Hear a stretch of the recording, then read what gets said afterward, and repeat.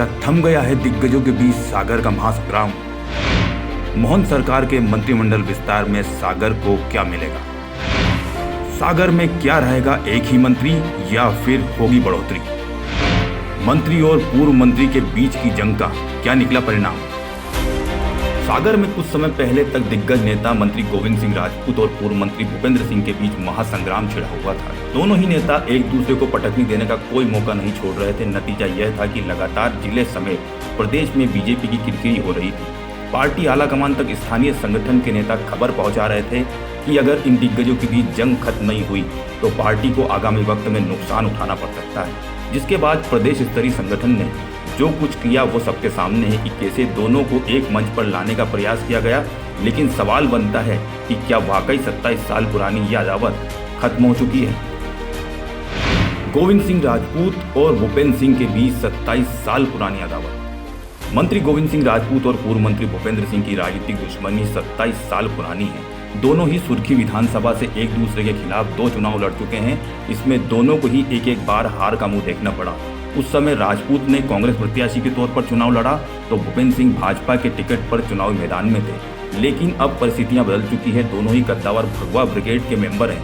तो लड़ाई कुछ अलग ढंग की होने वाली है, या कहें कि एक ही घर में रहकर बर्तन बजने वाली स्थिति निर्मित होना थी। इसके चलते सागर की लाखा बंजारा झील के आसपास सियासत का बाजार गर्म होना लाजमी था। जिले के तीनों ही कद्दावर आते हैं अलग अलग वर्ग से।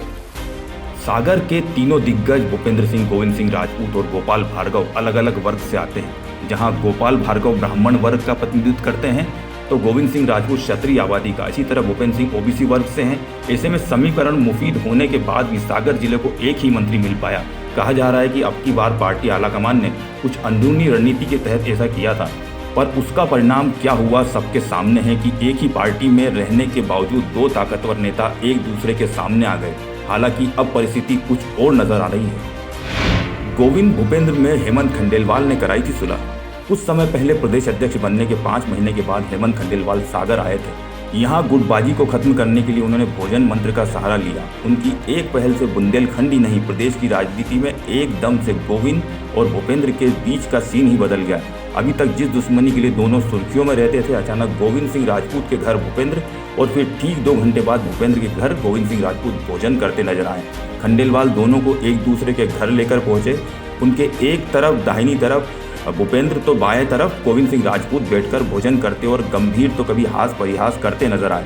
पार्टी हाईकमान और दोनों से संदेश दिया गया कि दोनों अब एक हैं। क्या अब सागर जिले में बढ़ेगा एक और मंत्री? काफी दिनों से मुख्यमंत्री डॉक्टर मोहन यादव के मंत्रिमंडल विस्तार की खबरें सुर्खियों में है। ऐसे में सबसे ज्यादा नजर सागर जिले पर टिकी है, क्योंकि यहाँ के उलझे समीकरण को सुलझाने का यही एकमात्र रास्ता है। जानकार बताते हैं कि अब की बार एक बार फिर या तो 1 या 2 मंत्री बढ़ा दिए जाएंगे, या फिर एकमात्र मंत्री को भी हटाकर किसी चौथे विधायक को मंत्री पद सौंप दिया जाएगा। कहा तो यह भी जा रहा है कि इसके लिए काफी समय से पार्टी आलाकमान ने मंथन कर लिया है, जिसका परिणाम आने वाले समय में मोहन यादव के मंत्रिमंडल विस्तार में दिखाई दे जाएगा। सागर से खबर डिजिटल के लिए हर्षित पांडे की रिपोर्ट। खबर डिजिटल, हर पल आपके साथ।